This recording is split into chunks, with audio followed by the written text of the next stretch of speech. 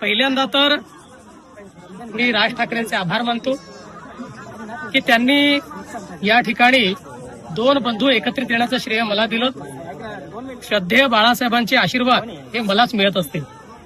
पण मला असं सांगण्यात आलं होतं की विजय मेळावा होणार आहे, पण त्या ठिकाणी रुदालीचं भाषण देखील झालं आणि मराठीबद्दल एक शब्द न बोलता आमचं सरकार गेलं, आमचं सरकार पडलं, आम्हाला सरकारमध्ये द्या, आम्हालाच निवडून द्या, हा मराठीचा विजय उत्सव नव्हता, ही रुदाली होती.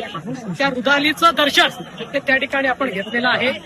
मुळात त्यांना असूया आहे की 25 वर्ष महानगरपालिका त्यांच्याकडे असताना दाखवण्याला ते काहीच काम करू शकले नाहीत. पण मोदीजींच्या नेतृत्वात आम्ही ज्या प्रकारे मुंबईचा चेहरा बदलवला, त्यांच्या काळामध्ये मराठी माणूस मुंबईतनं हद्दपार झाला.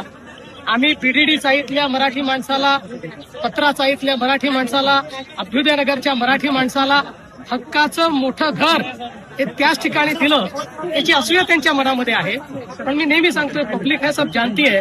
त्यामुळे मुंबईतला मराठी असो की अमराठी सगळेच आमच्या सोबत आहे.